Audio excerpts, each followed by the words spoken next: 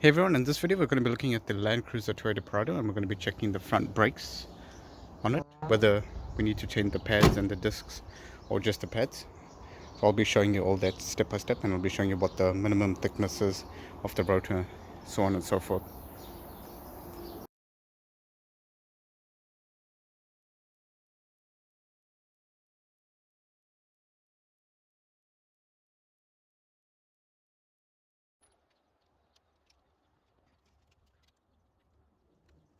So normally on a Landcruiser Prado, that's where you jack it up from, just underneath there.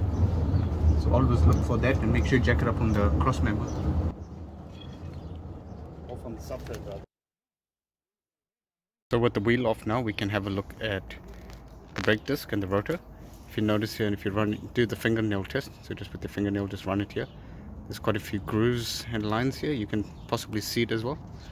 Coming here to the front pads,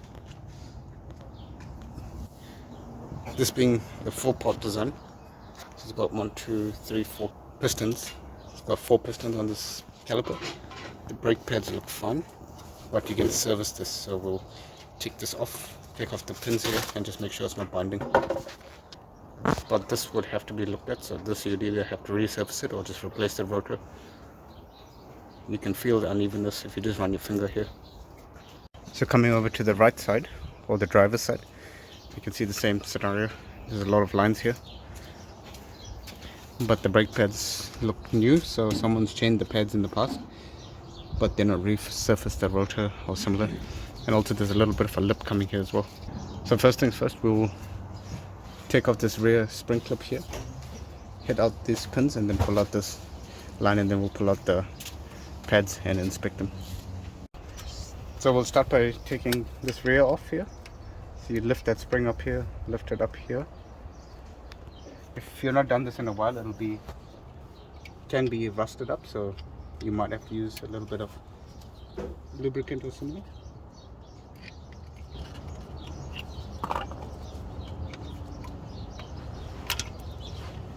And then this just clips in here underneath. You just remove that, keep that in a safe place. If yours is rusted, replace it. Then using a punch, we'll go ahead and tap these pins out here. They should slide out freely. If they're not sliding out freely, then you would have to replace these or get them cleaned up on a Y wheel.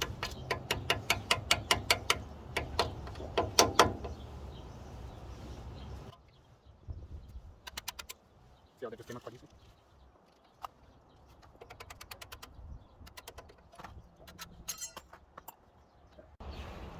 So using a grip pliers over like this, and just using a cloth so you don't damage your caliper or scratch it. Use the grip plier, put it in here between your pad, and compress both sides of the pistons. So compress it there like so, and then repeat this process on this side as well. It'll be tight, but you can do it.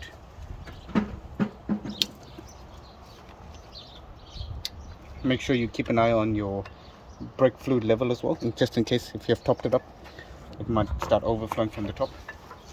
Once you've compressed it, then these pads will slide out like so.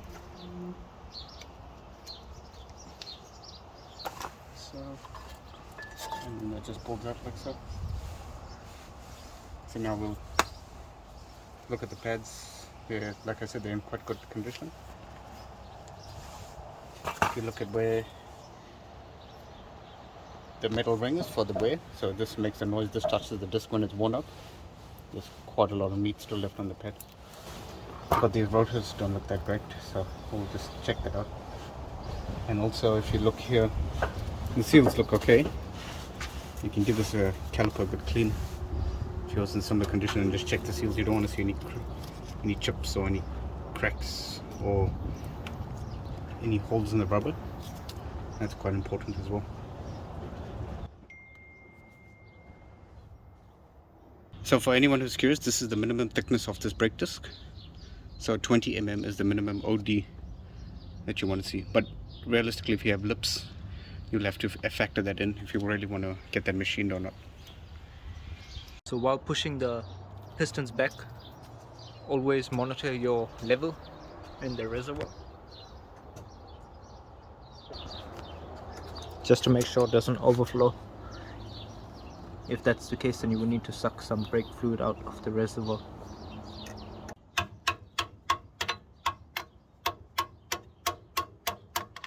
So you only need to take this bracket off if you're changing your rotors.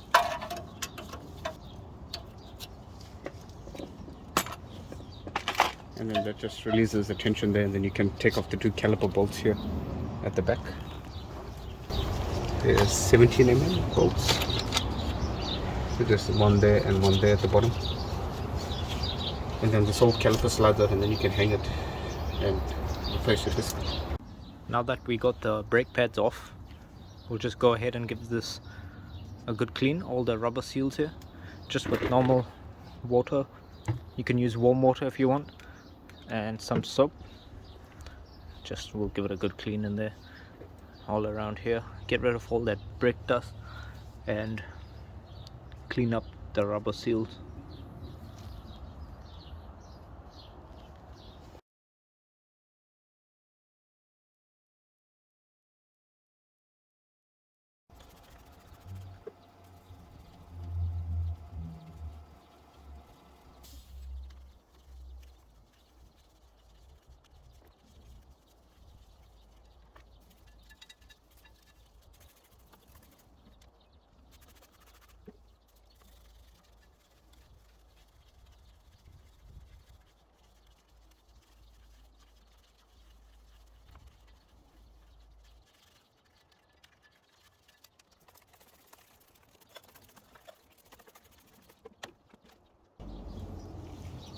And then just give it a blow with some air. Don't go too close with high pressure.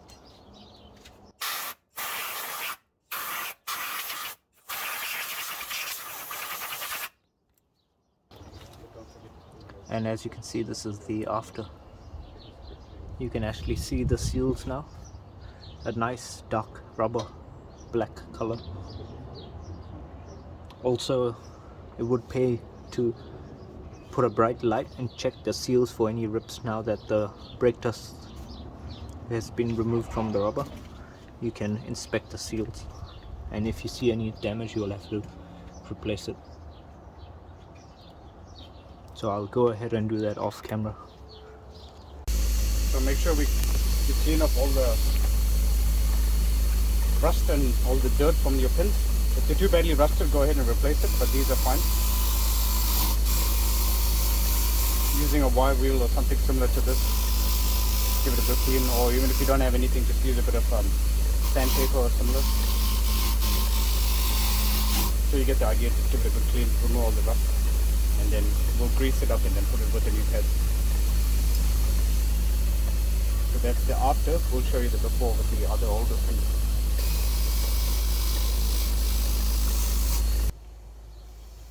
And that's the before. You get to clean your spring clips here for your calipers, so give this a good clean with using some brake cleaner. So this is the before on this one. I'll show you when it's done.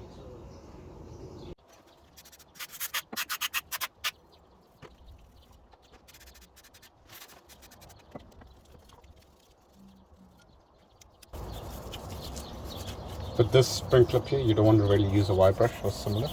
You don't have to because it's coated. Just try and use brake clean with the brush and similar. So you get the idea. Just keep cleaning it until it comes clean. I won't record everything. I'll do the other side as well. It's pretty self-explanatory. After you've cleaned the calipers and everything, and you're satisfied with how clean it is, we'll take some WD-40 or similar lubricant. Just spray it on your bleed valve over there, because that normally gets quite rusted in. And at the back here where your caliper bolts sit, just spray it in there at the bottom there. And if you want, you can also get it in there as well, between the bracket there. If you're reusing a disc, just be very careful, don't get any of the stuff on the disc. Make sure you clean it afterwards, but yeah, we'll just do that, let that soak in, and then we'll go ahead and open everything up, remove the caliper and hang it on the coil spring of it. So now we're opening the 2 rear caliper bolts. You normally need a big power bar like that just to open the bolt, and then you can go ahead and switch your ratchet and take it off, and then use your bungee and then tie it there.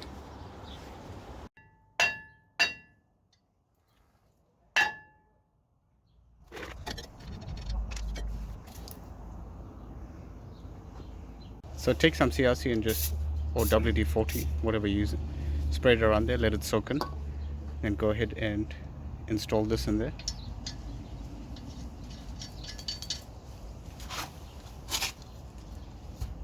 And we'll take off this caliper.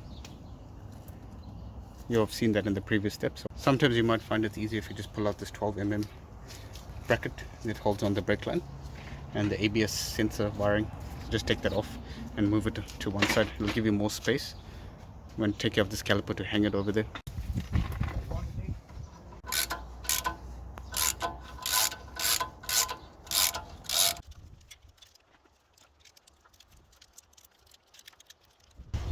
Always make sure to secure the caliper by a bungee or something similar. Now when it comes time to removing this disc, install your wheel nut back here, otherwise it can fly out and you just have to smack it. If you're going to be reusing the rotors, use a rubber mallet or wood, but we're not going to be reusing this, so you can just use a metal hammer and just smash it out.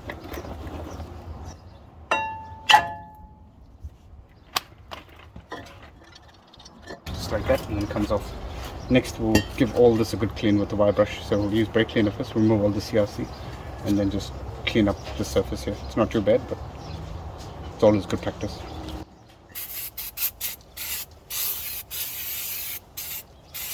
That's brake cleaner. If you want as well, you can clean up the whole rear section. It's up to you.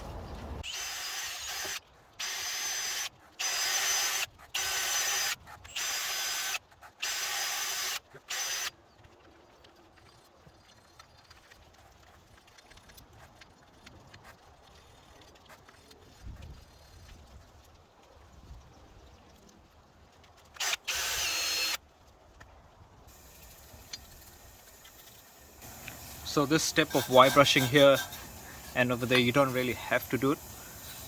You can get away with just putting the new one on, but this is just good practice, especially here, as the rotor could get seized on with all the rust build-up. Also, if there's a big rust spot here, you want to get that cleaned or sorted out before you put the rotor, otherwise it will cause a run out with the rotor. Yep, so this one was fairly good. So here we're applying anti-seize onto the parts we just wire brushed. This will stop it from corroding, and in the future the disc will come off very easily. So with your new brake disc, give it a quick clean. This one's got a black coating, so you don't need to worry about wiping it down too much. You just want to get the contaminants off if there's any. So with the black coating, that means there's no oil on it. So it's basically just give it a light clean, and then you can just go ahead and straight bed it in. But if you got oil all over this disc, you want to give it a good solid clean. Remove all the oil from the front and the rear, because the oil will contaminate the pads and basically ruin your job. So once that's dried up, then you can go ahead and slot it in. If you're doing the rears, it's a bit of a different procedure. You'll have to clean up the inside, but you'll see that in my other video with the Subaru.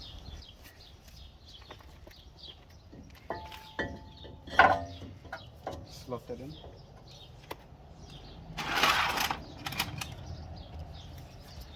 Get a wheel nut. Just tighten it, and it'll help you hold everything together.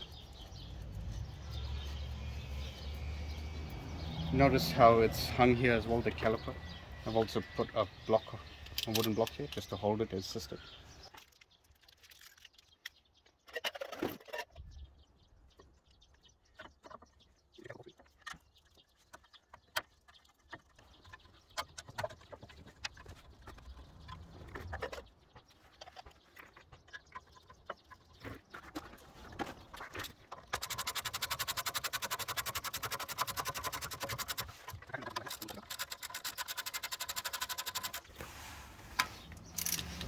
So we'll go ahead and torque it down now.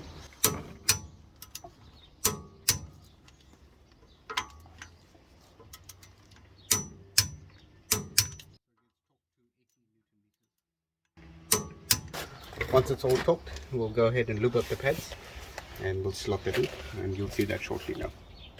Check your new pads, make sure they're the right type for your vehicle.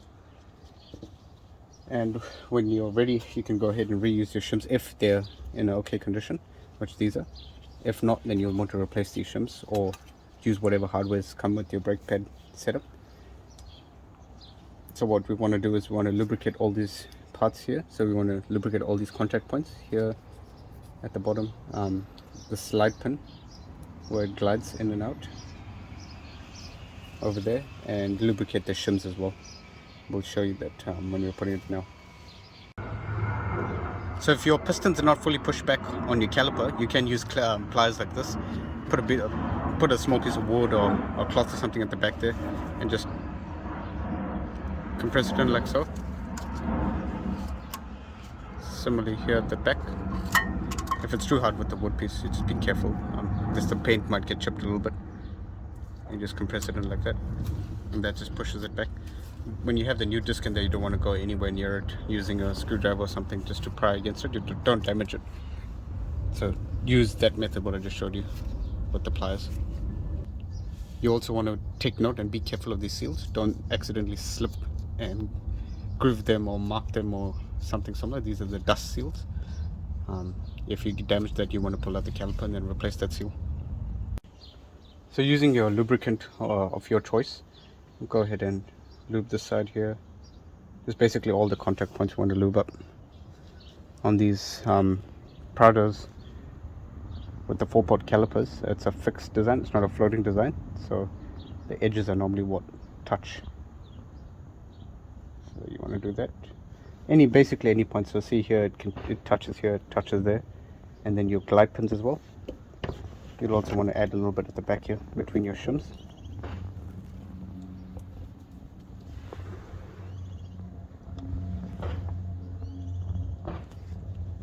So I'll put some part numbers up, or I'll put some pictures up of some brake lube, so if you don't know what to use, you can use that.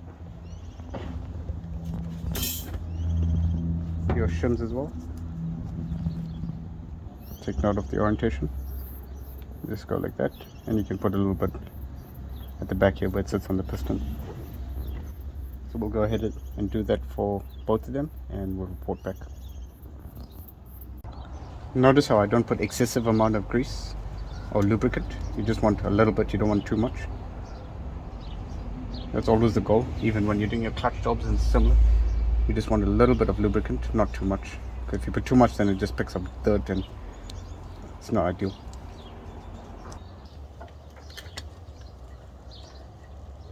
If your pads don't slide in easily into your caliper, just give this disc a wiggle, just push it here. We've got a wheel bolt here at the moment, the nut.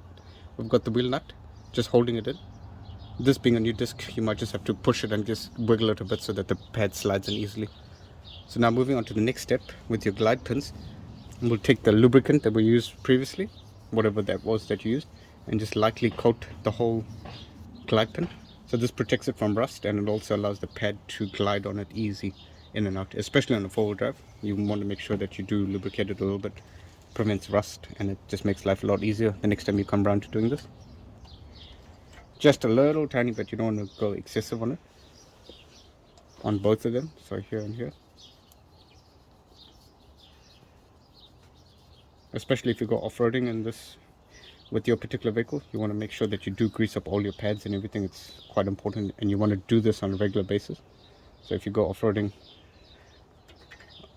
every month or so, you want to look at your pads, remove them and re-grease them every other month.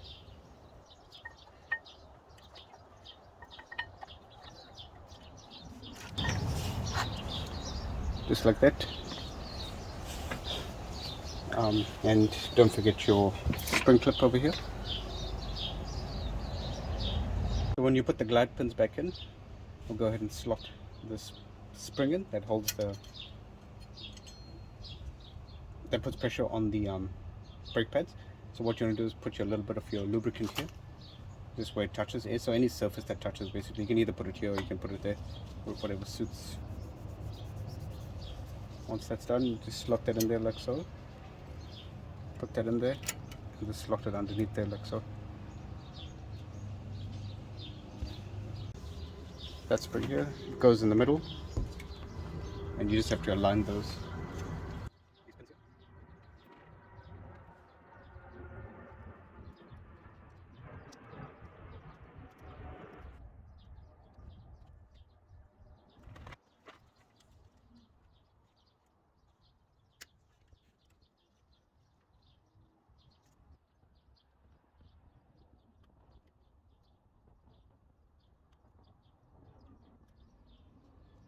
Just like that.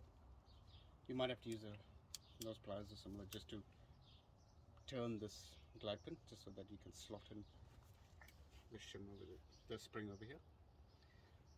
The next step, we'll move on to the bleeding of the brakes once you're done both sides.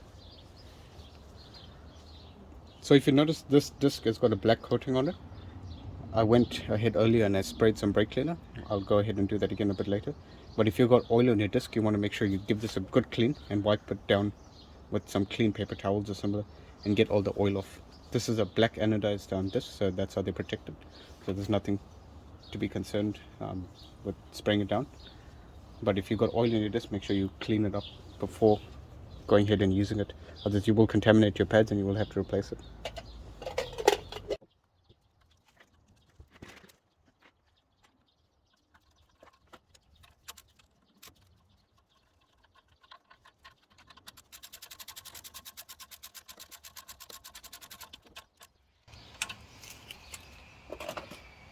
And if you took out your bracket for your brake hose, just put that in there and just tap it in.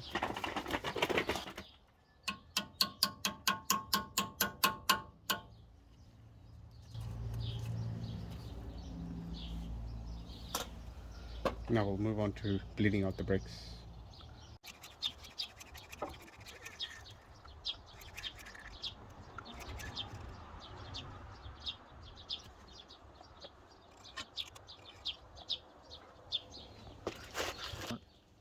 So as you saw, we extracted half of the brake fluid. So we'll be replacing that with new brake fluid. It's a good opportunity now to replace as much as you can of the brake fluid, because we're going to be bleeding out both sides anyway. So we'll go to the car now and start bleeding out.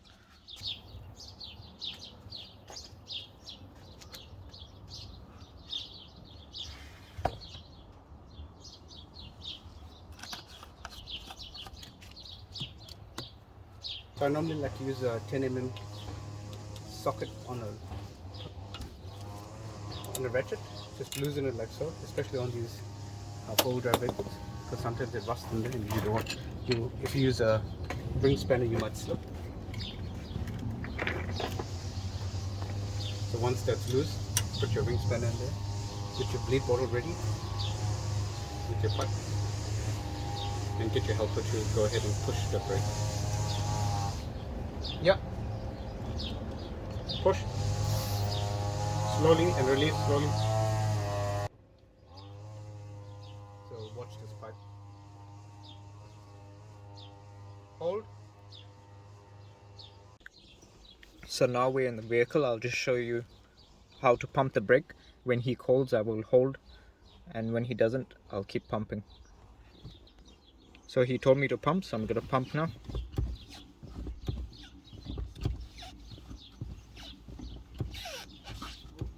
He told me to hold, so I'm holding, because he's gonna open the bolt now, the bleed valve, and you'll see the pedal going down.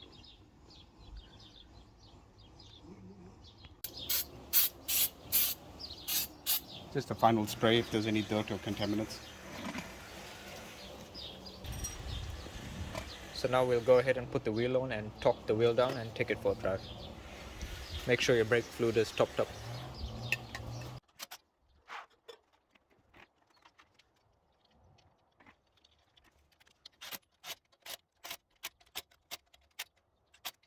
So that's only initial torque, and then we'll finally torque it down properly with the torque wrench.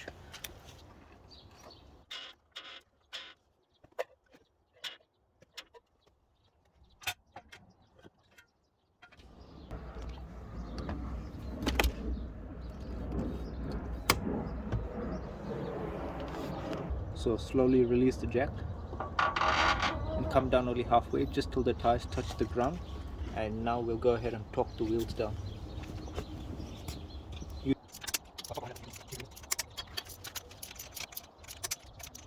And always tighten the bolts in a star pattern opposite to each other.